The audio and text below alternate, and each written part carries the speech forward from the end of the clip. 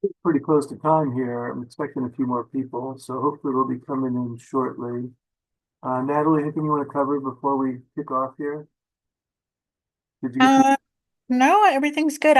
Obviously not chairing before. Do I introduce myself and all and introduce everybody and all that? It's okay. I've been kind of acting as meeting administrator, so I can just kind of do introductions. You can kind of lead the discussion when we get into that, and kind of take it as you see fit. But that's how we've been doing it. We continue that way if that's okay with you. That's perfect. Thank you.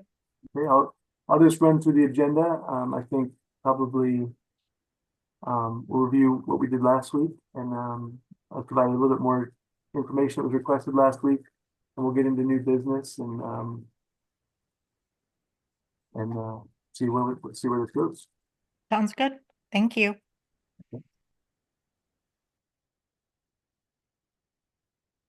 Hi, Heather.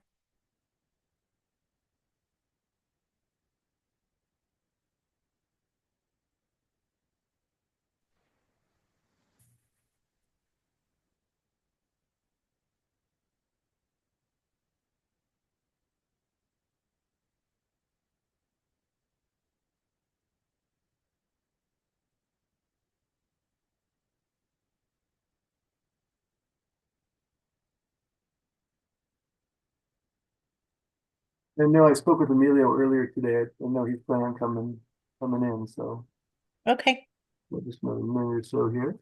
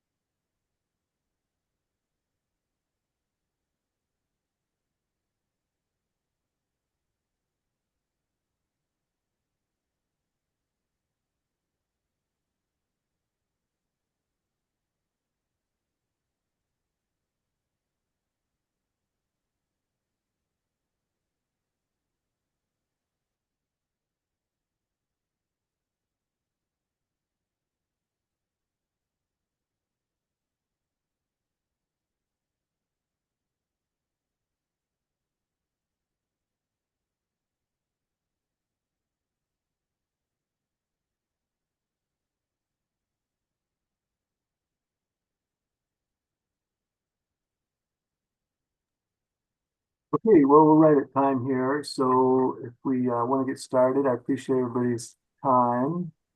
Um, Dr. Roth, yeah, you can only stay till one. We scheduled for an hour and a half just because some people had the time. Some people have said they can't stay that long. So we'll see how much we can get done. I'll take careful notes and we'll try to progress as much as we can here. I've heard from some folks that can't make it. I'm expecting a couple more that can, or at least one more that can. Um, yeah, it's like,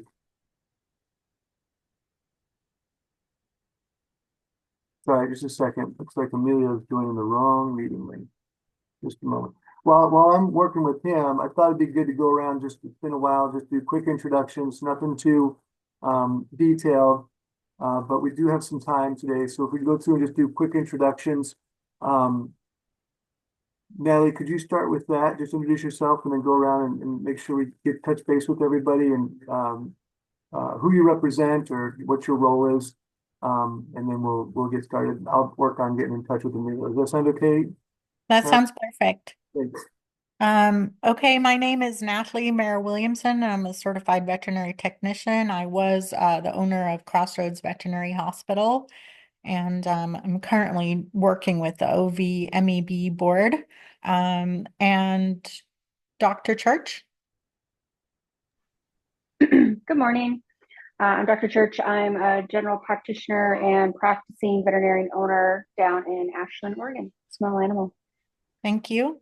Rachel Beck. Yeah, hello everyone. Rachel Beck, I'm a certified veterinary technician. I am on the board of OBTAA and I'm also the District 11 rep for NAVTA. And then my role is Director of Veterinary Technician Programs at Banfield. Excellent. Kelly Peterson. Oh, hi. My name is Kelly Peterson. I'm with Humane World for Animals, formerly the Humane Society of the U.S. I'm representing today our coalition. The point person is typically Chelsea Marks, who is a veterinary technician and works with Salem Friends of Felines. She's not able to attend. So we have created a loose coalition of local access to care organizations that are providing low cost to no cost veterinary care for underserved communities and families living in poverty and on our sovereign nations. So thanks for letting me be on. This is a good topic. Christina. Hi, I'm Christina Keefe. I'm the executive director of the Portland Vet Med Association, and I also provide support, or our organization provides support to the Oregon Veterinary Technician and Assistant Association. So representing both groups. Thank you. Heather Freeman. My name is Heather Freeman. I am an LVT in Washington. I work in ER at an emergency and specialty center. Previously, I was able to work under Natalie at Crossroads, and she invited me to join this board, and I'm very happy to have a seat at the table. Excellent. Dr. Roth. Yep. Hi, Dr. Sharice Roth. I'm over in Boring, Oregon. I run a small farm out here, but my day job is Chief Veterinary Officer of Digital Pet Health for Mars Veterinary Health. Thank you. And Pete Burns. He's already done his job. Well, yeah, thank you all. Pete Burns representing OVMED, and really just kind of administering these meetings. Really appreciate everybody's time. I think we've got a good group of folks. We're kicking around some good ideas, and hopefully we'll progress this through today. Maybe into getting into some formalized recommendations, some findings, maybe some rule language suggestions that we can start to work on today. We also have Emilio DeBest, Dr. DeBest, who just joined us. Dr. DeBest, you there? Yeah, hi, good afternoon. I'm Emilio DeBest. I'm a veterinarian in the Portland area. I'm also the state public health veterinarian. Thank you. Good to see you, Emilio. Thank you for making those introductions. It's just nice to kind of, it's been a little time since we've been together, so it's good to get back and just see who all the players are. I put together an agenda, reviewed what we did last time in January. I was hoping we get together in February, but when you schedule agency board meeting during legislative session, everything else pretty much has to take a back burner. So it's been a whirlwind month, but there's a little bit of breathing room now. And so it's good to get back. We've still got some time. We've got the April board meeting coming up. That's April 10th and 11th. So anybody that wants to participate in that, you're welcome to join. It'll be in person, April 10th and 11th. We'll start at 8:30 in the morning, both days. The 10th will be the public session day. The 11th will be mostly executive session. So if we don't get everything done in the public session on the 10th, we'll carry over to the 11th. But anyway, I'm just want to make sure everybody here is aware of that. If you want to attend, please do. If you need more details, just reach out to me. I'll send them along.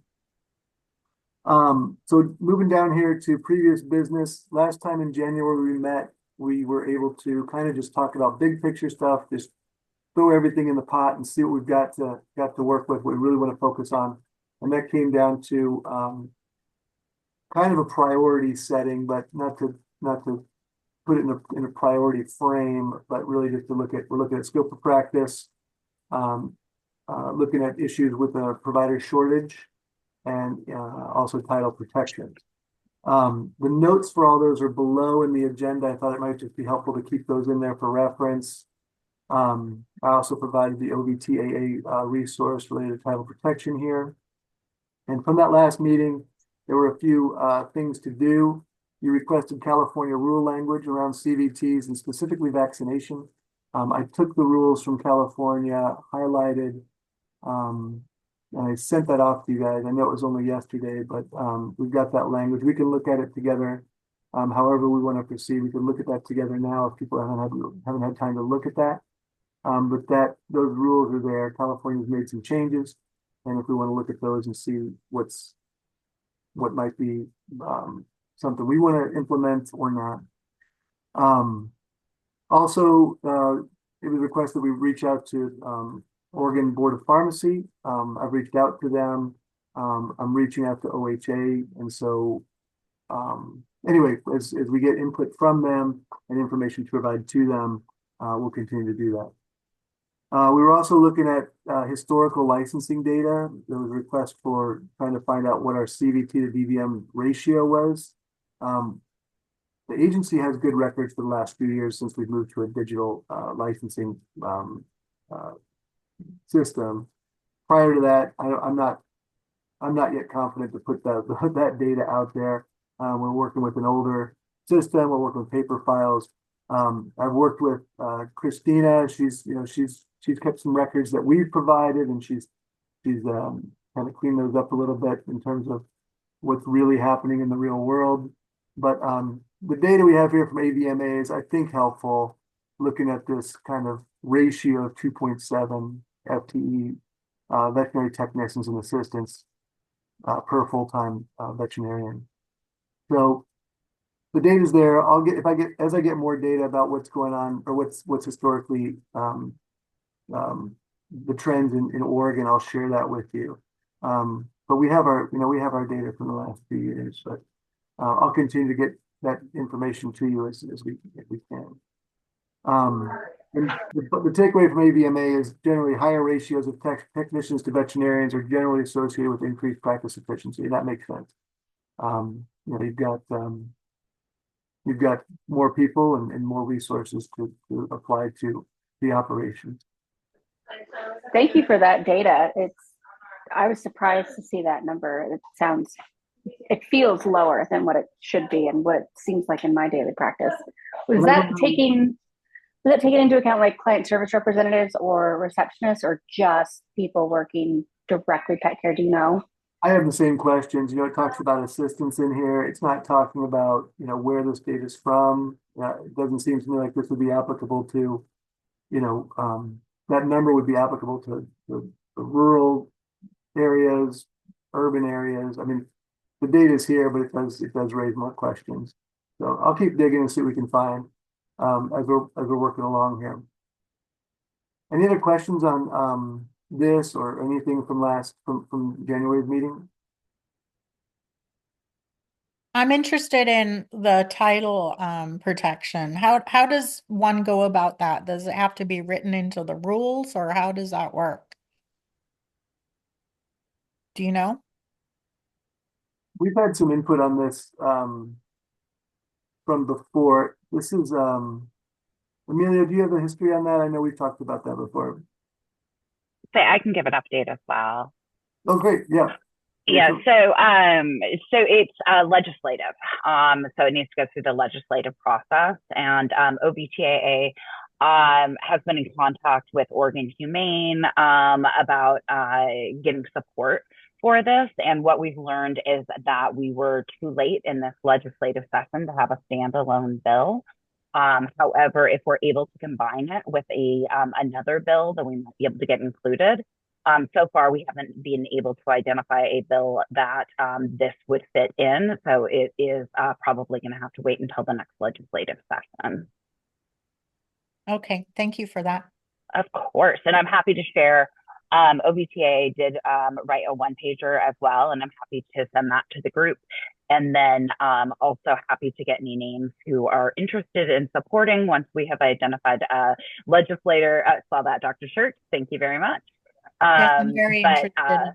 yeah, we will definitely need to lobby for support. But right now, we'll need to get a bill sponsor before we're ready to do that. Okay. Yeah. And just And- to add to Natalie, is all the legwork's been done, the survey's complete, the original letter and drafted language has been created, and then the follow-up package has been put together. So it's just a matter of, like Rachel said, finding that sponsor and that legislative support, since neither organization does legislative work directly. Okay. And how do you go about finding a sponsor? Do you know? It's all about who you know, connections. So if you Okay. have any, we will happily welcome them. But we have some support from the team at Oregon Humane Society. So and they are beasts with legislative stuff. So they have stepped in most recently to champion that for us. That's excellent news. That's good. I'm definitely interested in that. So if you, Rachel, would like to get me information, I'll be happy to help with that support. Yep, definitely. I'll start crafting an email now and send you what we've got. Okay, great. Sorry about that, Pete. I just wanted to bring that up. I had a quick add-on to the technician to doctor ratio. I would really be curious to know about technician retention. How long have those technicians been in the business? Are we able to retain experienced LVTs, for more than 3 or 4 years in the same practice? I think that information is almost as important as the ratios. Brand new LVTs, brand new assistants, they need a lot of mentorship, and in order to elevate them and make them feel good about what they do. I'm very curious to see within that ratio who's made it past burnout.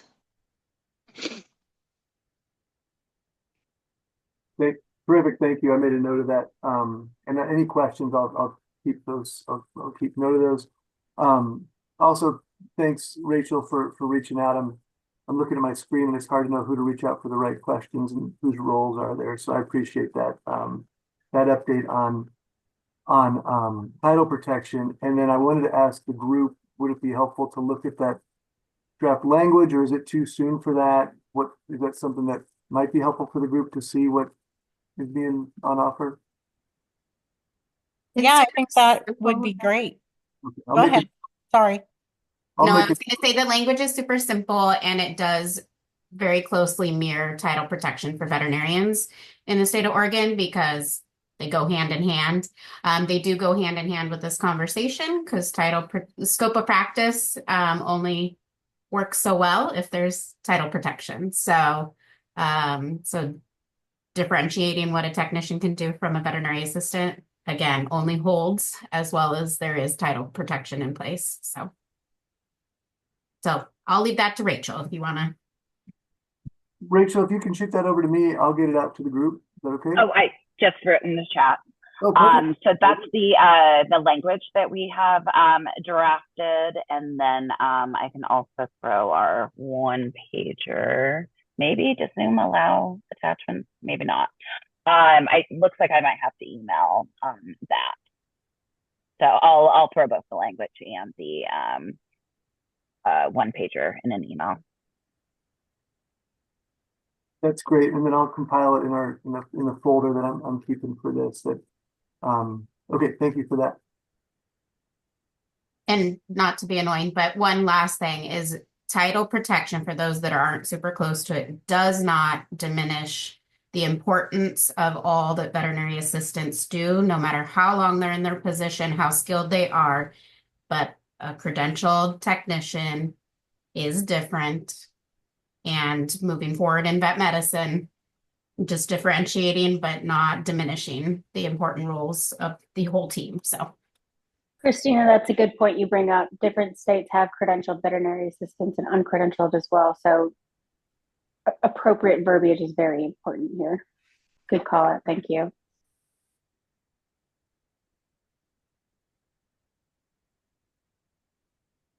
Okay, anything else from last meeting, or would you like to move on to new business?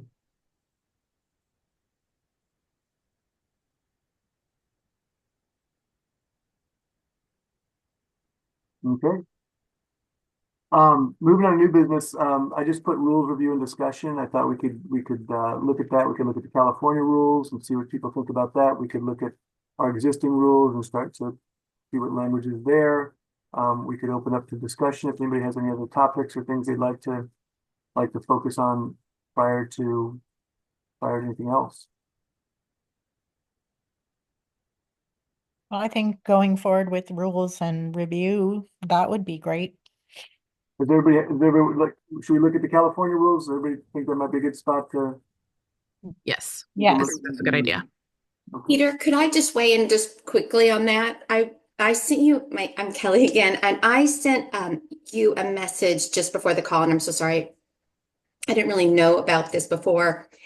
The California VMA is proposing a small tweak to the rules as they are now. I just wanted to flag that as you go through it. They're working with San Francisco SPCA because they realized they omitted a piece of when they were working to expand the scope of the of CVTs. And so I just kind of wanted to mention that. You might not see that in here, but Peter, did you want me to, it's just there is a bill in the legislature, and basically when they introduced the bill and passed it last session, there was an omission that prevented RVTs from performing vaccination and parasite control at shelters and clinics if there was like a registered veterinarian to that shelter, if that makes sense. So they had to go through and make some changes because what was happening is, well, I can forward it on to you, but I just wanted to make sure that you had saw that there is a couple bills this session that are even further expanding the RVT scope, including dental, and then this other glitch that was in the original bill.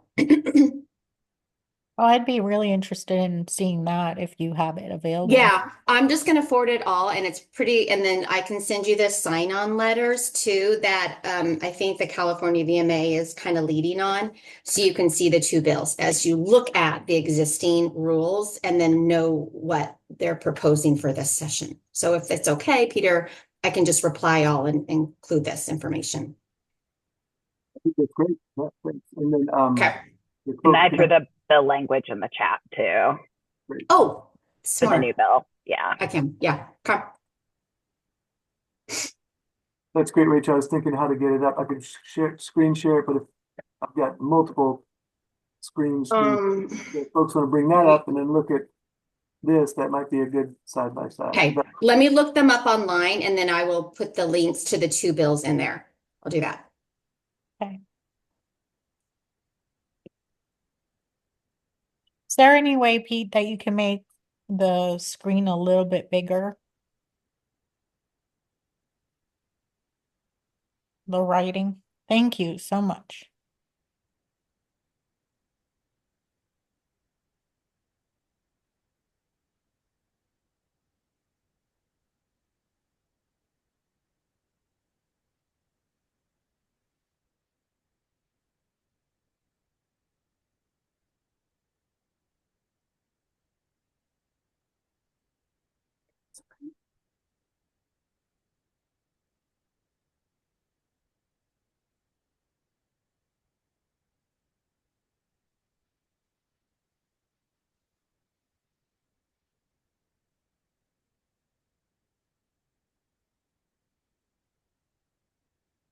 Just put in one of the bills. This is expanding the scope even further. It's AB 516. And then I will include another link to the one that they're just trying to fix. It's just a small fix from the previous rules that are.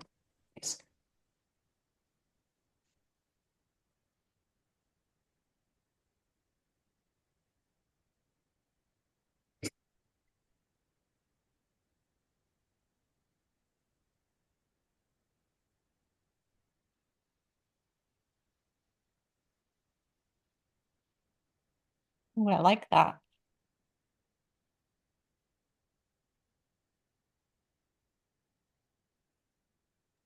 I think all of this makes a lot of sense. Um, there's not a single thing in here that I would not trust my veterinary technician to do. I particularly like the 7B where it highlights kind of with direct communication with a veterinarian. Here is a continuation of the scope. So I think that that part makes a lot more sense. That makes a lot of sense to me too.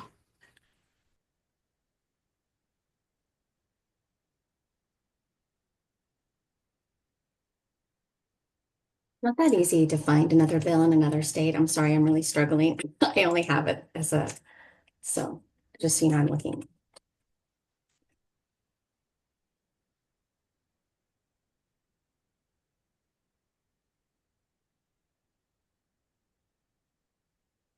Okay.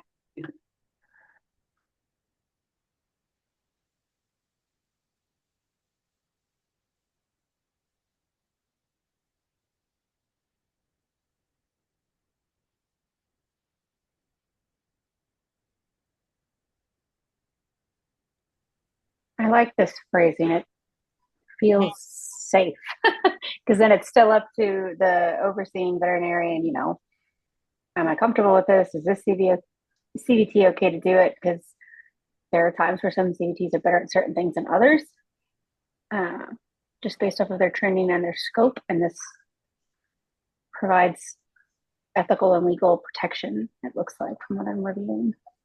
I agree.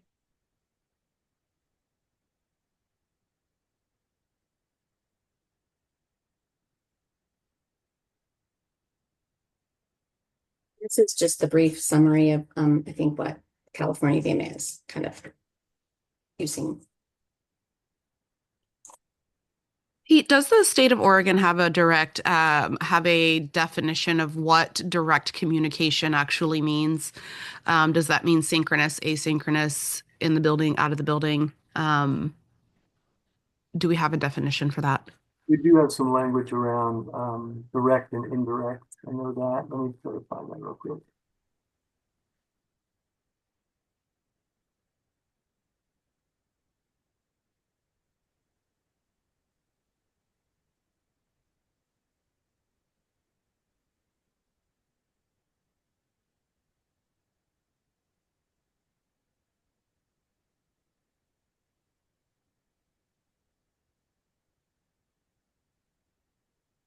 Direct supervision is just on the same premise, though. Yeah, supervision, I think, is what we have. We don't have definition Yeah. around communication and what that means. So we may want to dig in a little bit there and actually define, if we were going to adopt this language, define direct versus indirect communication.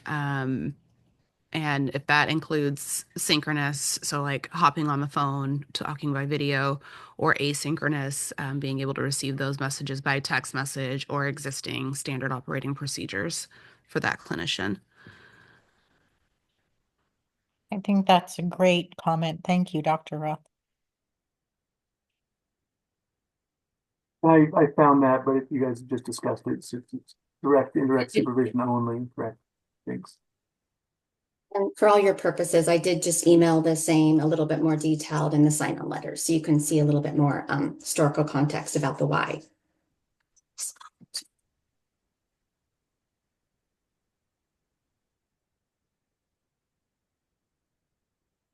Again, in kind of that three, well, it says 3B, which is, I'm not really tracking where that is, but right under administration of drug or controlled substance to prevent animal suffering.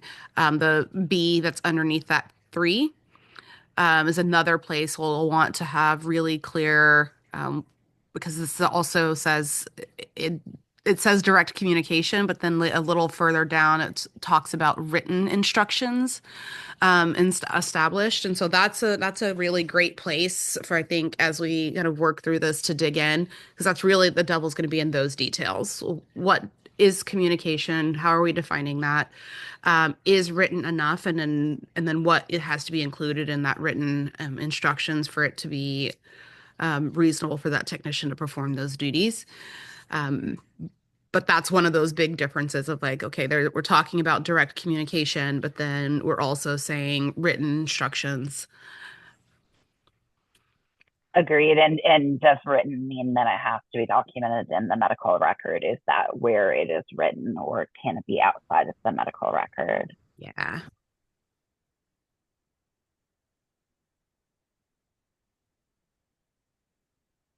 Or I think even standing orders, right? That if these clinical conditions are met, my veterinary technician that is credentialed or registered can perform X. And is that enough? Is that enough communication? And how we would document that communication. Love that. I like that a lot. It's kind of like a standing order, having a document that actually clearly states what the person can or cannot do. Yep, absolutely. And I guess the other piece of that begs the discussion, kind of Amelia, as you talk about the standing orders, does that, to Jackie's point, we know that some technicians are great at some things and some are not, just like veterinarians. Do those standing orders represent a doctor to technician agreement? Or is that once that doctor has said, hey, my technician can do this, does that apply to every technician in the practice? Does that make sense? Yes, how would Yes. you get around that though? Would they have to name the technician that they're sending on the errand, or how would we get around that? I think that would Practically, have to be a practice. An individual practice is going to have to police that, create up their own SOPs and police over that. Because if I say, CVT Sydney can do vaccines, but then she leaves the practice, I'm going to amend my policies to then show CVT Sydney's no longer with me. I don't see that as being something we can give to a state to oversee. It has to be an individual practice. yeah, no, I totally agree. But is there like leveling language to encourage that level of autonomy inside the practice? Because what I worry about is the doctors that are like, oh, well, if I say that the technician can do it, does that mean all of them can do it? Like, is there a way that we can encourage, basically that veterinarian technician relationship should be,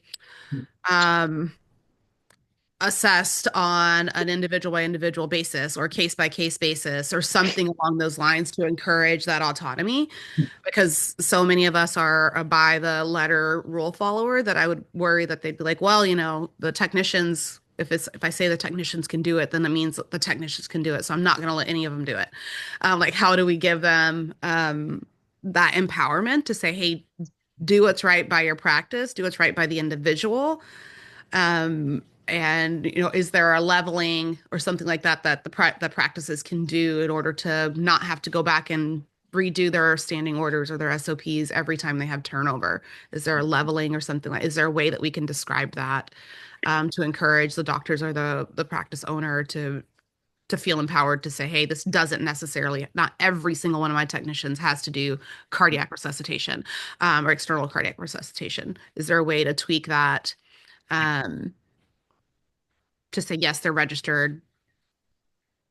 So the way standing orders are usually done in the human world is that they're written so anybody within a clinic that has a license, such as a CVT or a nurse, can actually perform the duties described on the uh, on the document.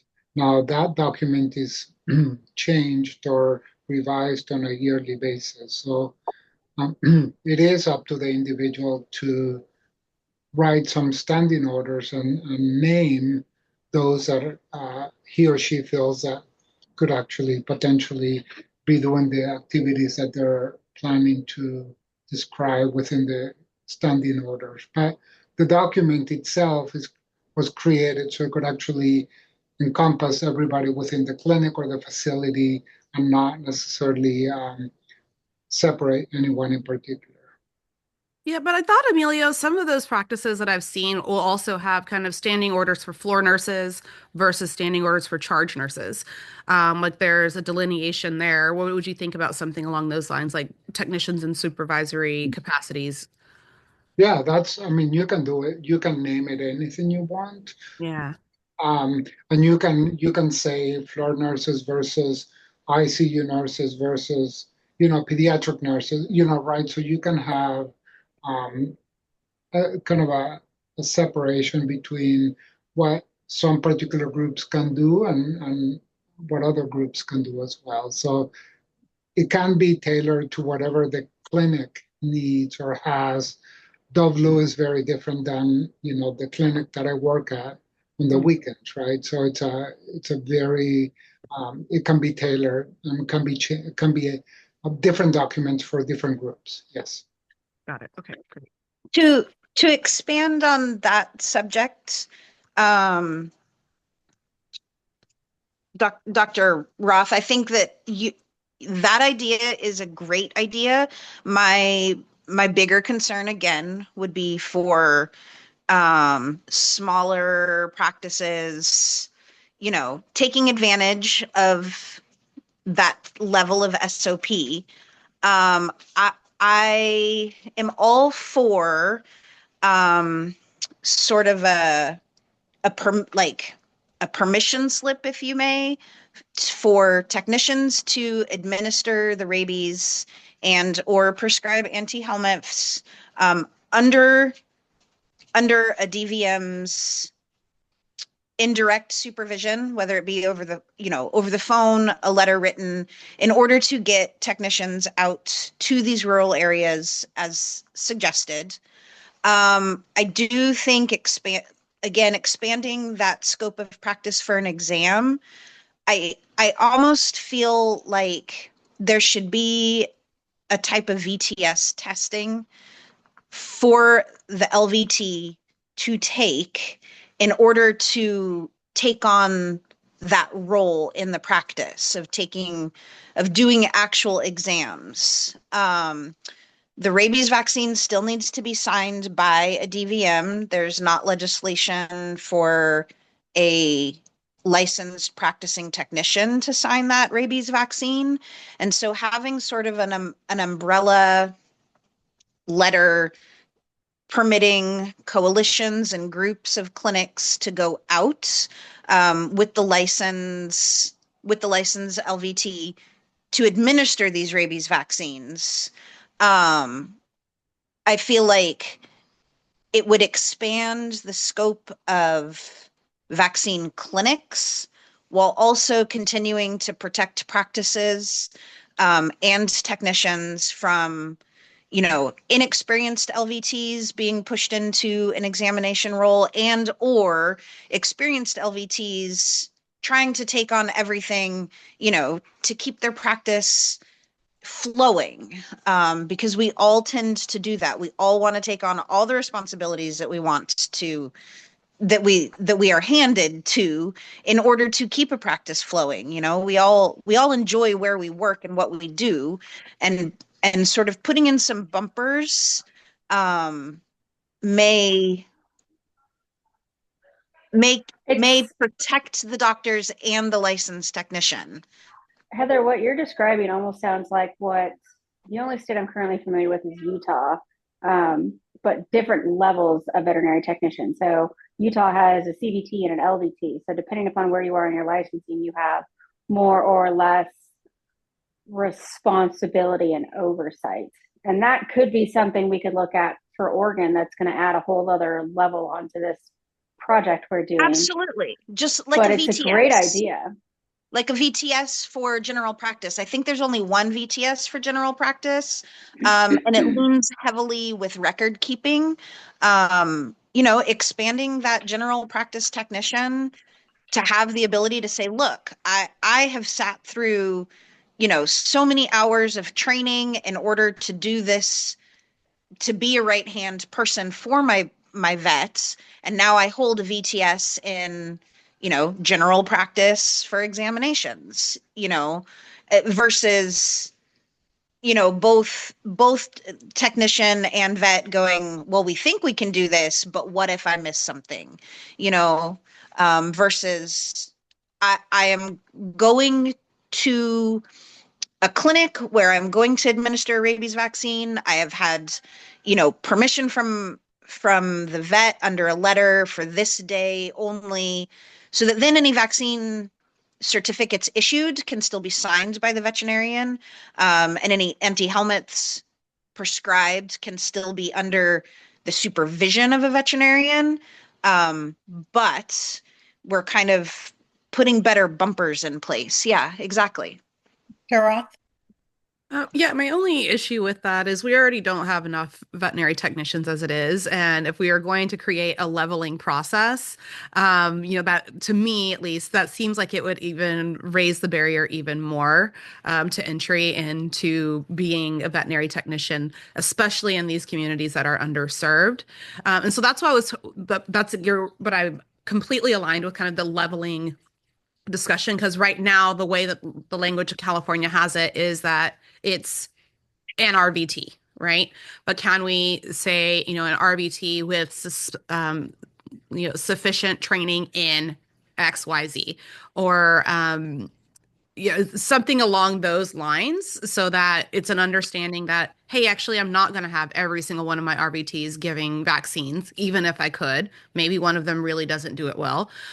Or maybe I don't want certain technicians being able to intubate. So there's that, you have the credential, but just like for me, for example, I can do orthopedic surgery. I am not a specialist. So I would still have to be really candid about that with the animal owner, right? I can do this.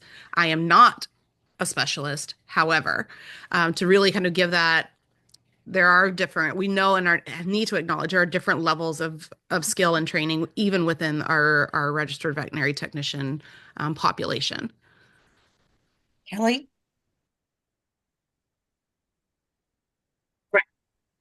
Thank you. Well, I couldn't tell. Rachel, did you already go? No, but You had your hand up first. Oh, I did. Okay. I was going to say, and you all practically know I'm clearly not a vet tech, but I started the organization Fences for FIDO. That's the other thing that I do just on my volunteer time. And I can tell you, it's not only going out into the rural areas and doing on-site vet care and providing rabies. We provide all vet care for all of our families throughout Oregon and Southwest Washington. And most of our families have never brought their dogs in for a vet exam and aren't in compliance with the rabies laws. So I just want to say, like, whatever it is, for our coalition, it's not just going out onto the reservations, because we are active in Burns and Klamath Falls and all the reservations. It's also making sure that there's access to clinics where a family can go in and get just a rabies shot really quickly to be in compliance and to keep everyone healthy. And so you all know if the layers work well or whatever. So I just wanted to state that it would be important. We were hoping, like, expanding that ability for the registered veterinary tech also at a clinic. So I just wanted to preface that, because we are in Klamath Falls everywhere, and it is universal. Like, we've got some amazing veterinary partners, and we wait for the vet to give that rabies exam, and they might be waiting like 10 days or so. So there's a backup. And Rachel? I just kind of want to say that. Yeah, completely agree, Kelly. I think that when you think about access to care, it's not just those offsite things. It's how do you free up that veterinarian, or how do you create time for that veterinarian to see only what a veterinarian needs to see to diagnose, prognose those injuries and illnesses. I think from the point of leveling, a lot of organizations already have their own leveling program. And so I'm not sure if that's something that we want to incorporate into, requirements by the state. In my mind, if the veterinarian is responsible for supervising, responsible for delegating, then I would leave it up to the veterinarian to decide if that technician is qualified to provide that service. I do think the guardrails we need to put in place are what types of services they can provide, especially under indirect supervision. But I think we need to put trust in our credentialed licensed folks, that they already have that training to provide the services that we deem that they can provide. Dr. Roth, do you want to read your language? Yeah, that's exactly what I was going for, Rachel, where it's not necessarily this aspect of, hey, here are the levels, abide by it, but it's giving that ability to feel empowered. And so the language was veterinarians should evaluate credentialed veterinary technicians not only based on their certification, but also their individual skill set, experience, and demonstrated competencies. I think that's really a nice way of putting it. Yeah, can we just have that? Can we keep that? Yeah. Sharice has done the hard work already. Thank you. Yeah. We're done now. And maybe that's in under 2035, where it's talking about kind of the duties of that supervising veterinarian. Um, maybe it's a D. I'm not sure if it's uh,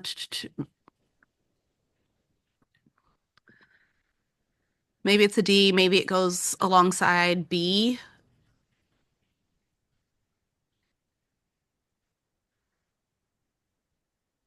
It sounds like it would be better with B because you already have the supervising veterinarian of an RVT, blah, blah, blah. So just add that into the language.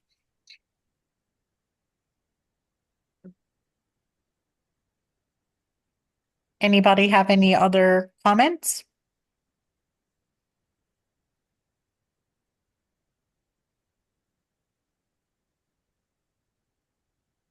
Okay, I tried to keep up with that. That was like a shotgun blast of really great ideas. I think I got a lot of it. I think I got most of it down. Um, so I'll type that up. I'll get it out to the group and we can continue. Um, Natalie's a good idea to go through. I mean, it sounds like everybody's pretty content, or at least enthusiastic about this language generally. Are there any like things that are problematic? Should we try to like highlight anything that we feel is something that's not going to fit our needs? You know, honestly, in reading their language, it seems like that is something that we're really going towards, and I don't see any need to change anything. I My mean, only, other than adding something that we want. yeah, the only place that I thought should also have a bit more discussion, and they discuss it down further as well, was section 3. Oh, God, it's in such a weird order where it's talking about drug compounding from non-bulk substances.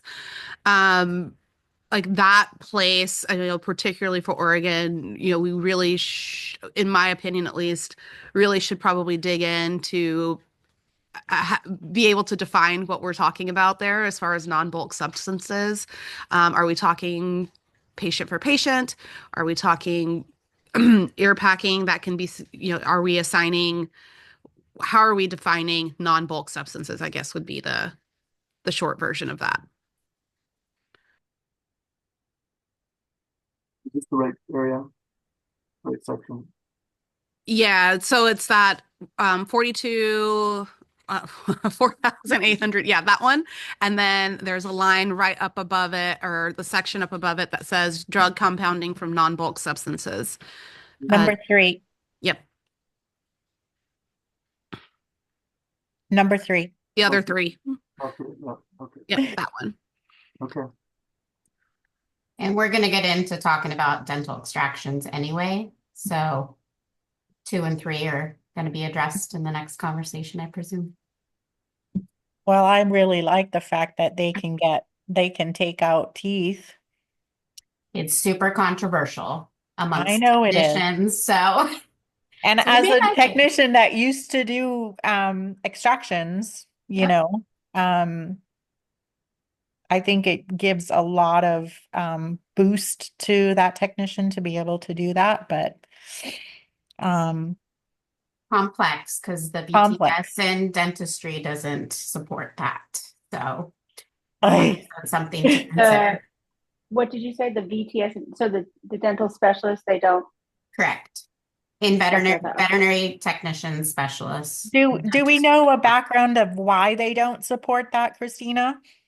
Rachel might be able to speak to it a little bit more, but The ABDC doesn't.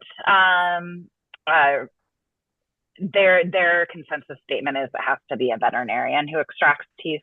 So I'm assuming that the VPS in dentistry went along with the ABDC, but I don't know for sure.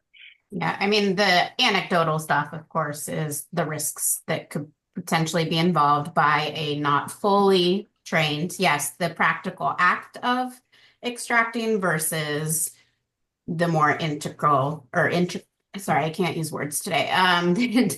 But tooth retention and nerve stuff and all of that, assistant or technician may not have that full scope of knowledge and understanding of that anatomy and whatnot. So I think there's just the risk. It is a surgical procedure, and as we know, that is a complex conversation. So just throwing that out there because I know it's next on the list. Thank you.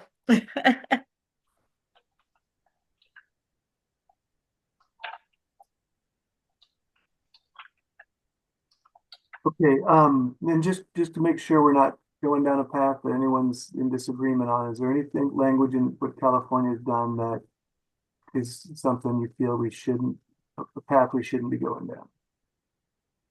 I don't. I mean, I feel like I said, mostly for me, it's I would love to be able to take kind of our language and California's, and I just really haven't had a chance to sit down and do that and really go kind of line by line to be sure, like some of these things that we're saying, bulk, non-bulk, are not referred to in our own language.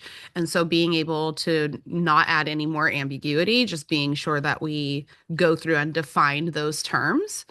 I have no issues with their language, just making sure that we have the definitions of those terms or those phrases and how we want those to be interpreted. Thank you, Dr. Roth. I think you've scrolled down to the sections around the registered technician being able to administer vaccines and parasiticides and establish VCPR as an agent of the veterinarian. And we haven't really talked about that component of California yet. And I think I said it last call, but one of the things that I would love to explore is, could we expand this a little bit further? And instead of just administration within, the confines of that visit, could we look at also standing orders for dispensing? So that could be, Revolution to go home, Simparica to go home, those sorts of things. So that isn't only protected just at that one visit, but is protected for a more extended period of time from parasites. And you're not going to ever invite me on this call again, but just from a perspective of fences for Fido and speaking for the group, but oh my God, we would love it. I just want you to know that is also something else that is, we see it, especially on the Warm Springs Reservation and others. And I wanted to say that because I can't resist. So I appreciate you raising that just for the discussion. And I think from a One Health perspective, it's Yes. something that we really need to It's consider One that, Health. Yes. that short-term solution isn't going to really protect that patient or that client long-term. And so I think that we need to look at, is there a potential of broadening the language? I like that. Thank you, Rachel.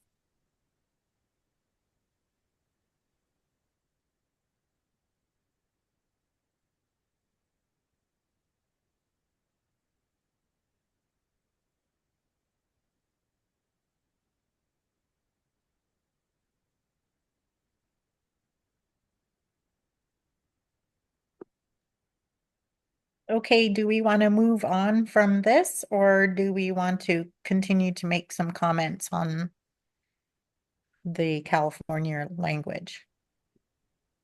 Any last minute comments, notes you'd like me to get down? What I think, could happen between now and the next meeting would be that either the agency takes these ideas, takes the California rules, the Oregon rules, and starts to draft with our rules coordinator on staff, myself, starts to draft some language that combines the two. It could also be done where work group members do the same thing, or we work together on it. We don't want to have a full, work group meeting about it because those need to be public.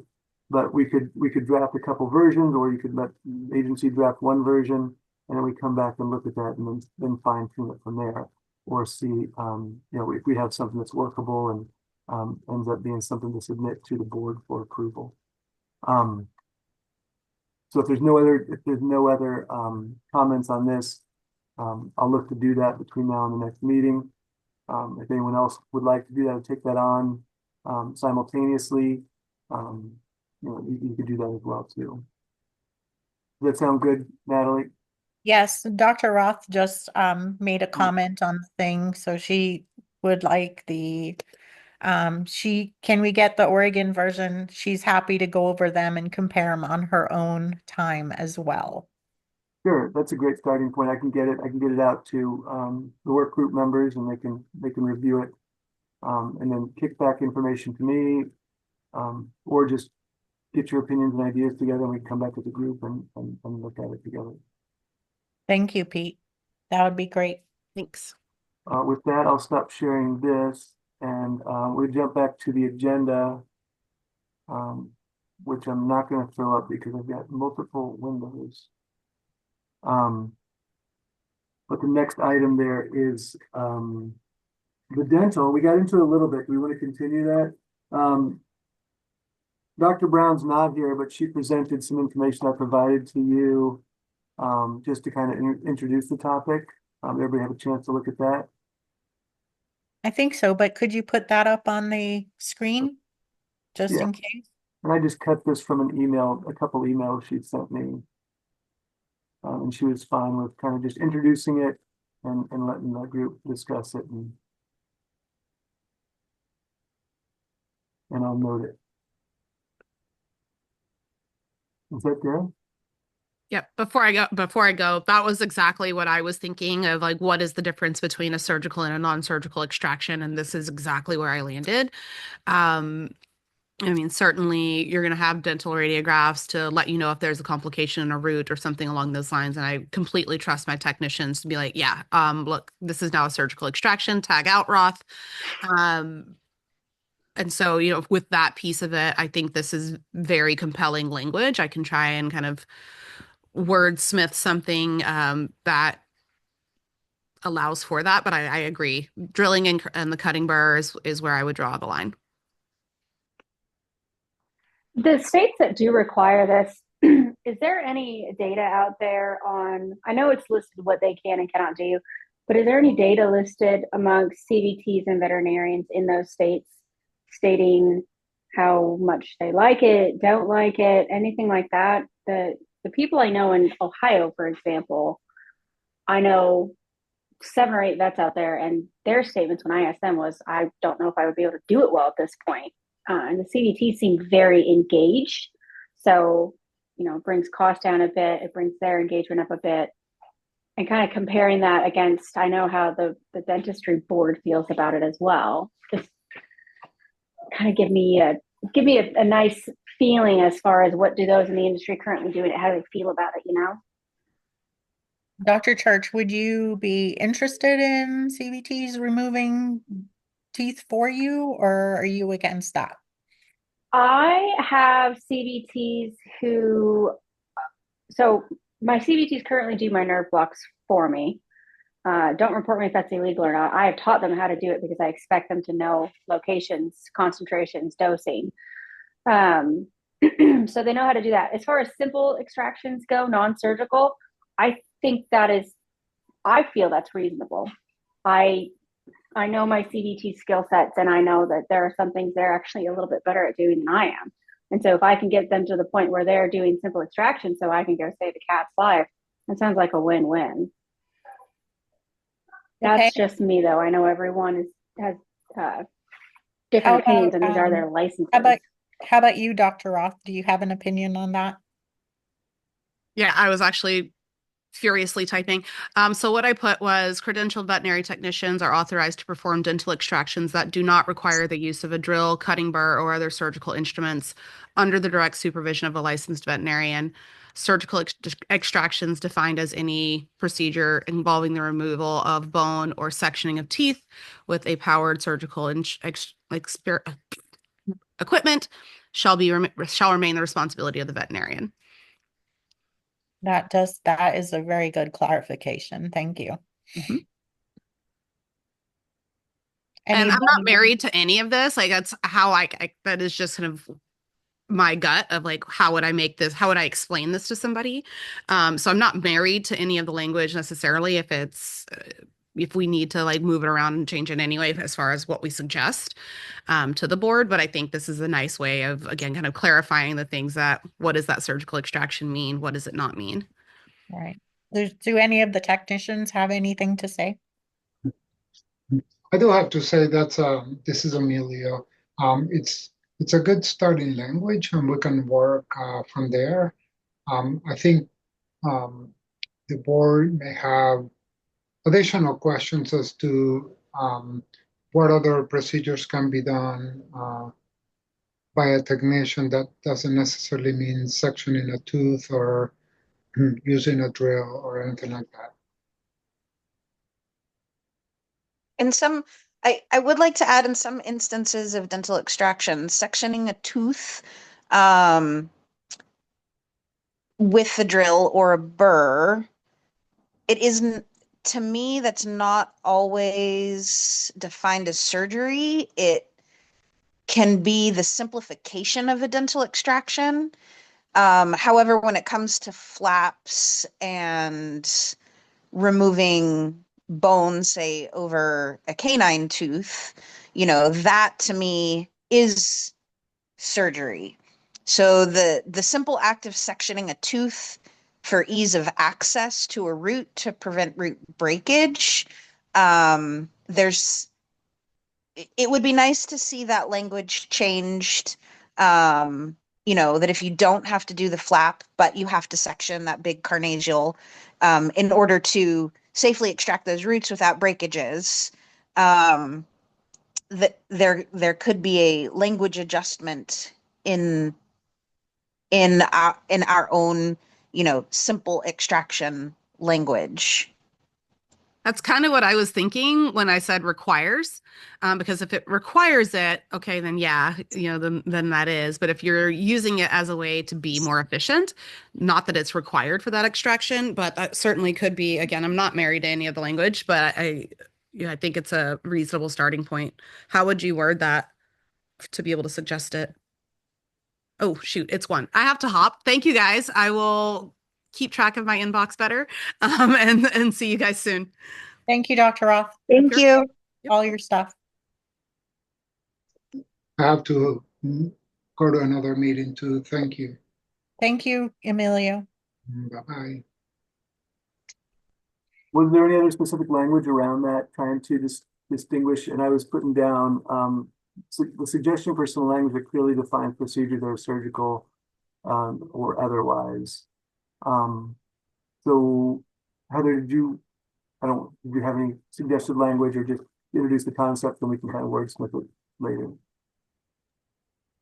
I'm not very good with the legal languages. It's more of a suggestion to try to add it in so that we're able to cut those teeth in the event of like a non-surgical procedure. Okay.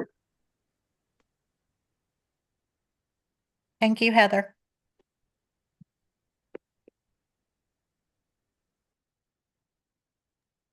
I think that we might want to also potentially define surgical instruments. Like, are we including elevators? Because some folks would include an elevator as a surgical instrument, other folks maybe not. So I think that that's something that we might want to consider.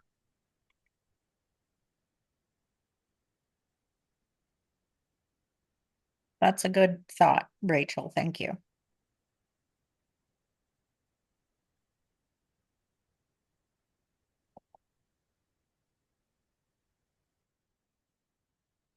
Okay, Pete, did we want to move on from this one, or?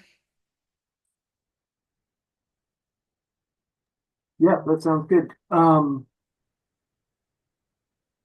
Other than that, open to other new business, other new ideas, other topics. As I said before, I think the next step might be to take this language, draft something up. Agency can take the next step on that. get it out to work group members to either provide feedback or just bring it at the next meeting. But that's between now and then. Is there anything else, new business, new ideas, anything else to introduce today? Boy, we've introduced a lot today, so does anybody have any new ideas or thoughts?